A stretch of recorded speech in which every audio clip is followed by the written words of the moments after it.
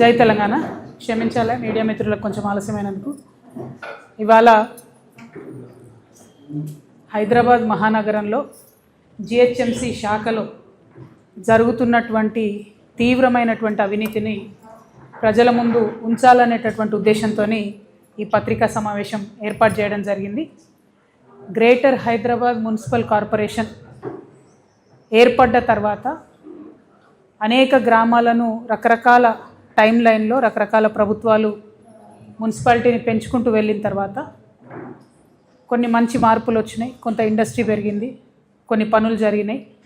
But at the same time ఇప్పటికీ కూడా Hyderabad municipal కార్పొరేషన్లో ఒక చిన్న వాన చినుకు పడితే ఎక్కడ హైదరాబాదు, ఎక్కడ నీళ్లు అక్కడే నిలిచిపోవడం, ఎక్కడ కార్లు అక్కడే నిలిచిపోవడం, ఇవన్నీ చూస్తూ ఉన్నాం.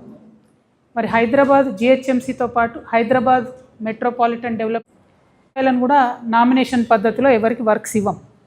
5 lakhs కూడా టెండర్ పెట్టాల్సిందే అంటారు. 4.99 దాటితే టెండర్ పెట్టాల్సి.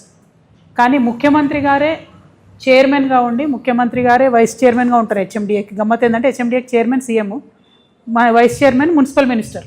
ఇక్కడ ఈ రెండు సీఎం గారే కావడంతో ఆయన్నే చైర్మన్, ఆయన్నే వైస్ చైర్మన్, ఆయన్నే రాజు, ఆయన్నే మంత్రి.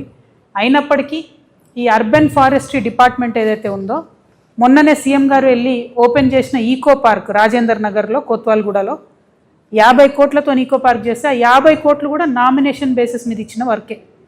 అది ఈ గవర్నమెంట్ చేస్తున్నది ఏం కాదు. బీఆర్ఎస్ గవర్నమెంట్ ఉన్నప్పటి నుంచి మా దగ్గర ఆర్టీఐలో 2017-18 నుంచి డేటా ఉంది. 2017-18 నుంచి మొన్న 2021-22 వరకు బీఆర్ఎస్ హయాంలో 485 కోట్ల రూపాయల వర్క్స్ నామినేషన్ కింద ఇచ్చారు. అంటే ఏం లేదు, వాళ్ళు ఎవ్వరు కూడా మళ్ళీ సర్టిఫైడ్ కాంట్రాక్టర్స్ కాదు, మొత్తం ఆ 17 నుంచి ఇప్పటి వరకు ఇచ్చిన వాళ్ళు కూడా అదే ఒరవడిని కొనసాగిస్తూ ఇప్పుడు వచ్చినటువంటి రేవంత్ రెడ్డి గారు కూడా 2 ఇవ్వడాన్ని మేము తీవ్రంగా ఖండిస్తూ ఉన్నాం. ఎందుకు టెండర్ సిస్టమ్ ఇంట్రడ్యూస్ చేయాలి?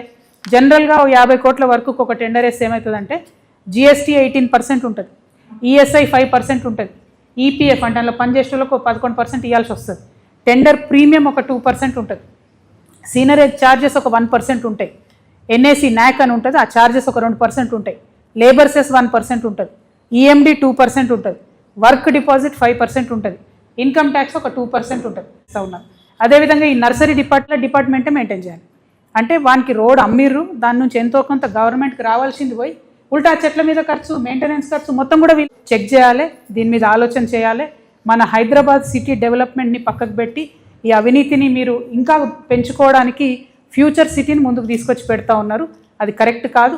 హైదరాబాద్ సిటీలో మీరు ఫెసిలిటీస్ ఇవ్వండి, ఈ సిటీ ఎదిగేలాగా చూడండి. ఇక్కడ కంపెనీ మా పార్టీ అనౌన్స్మెంట్ కార్యక్రమం 25వ తారీఖు ఉంటుంది కాబట్టి మేము ఆ రోజు 25 నాడు జరిగే కార్యక్రమాన్ని పర్యవేక్షించడానికి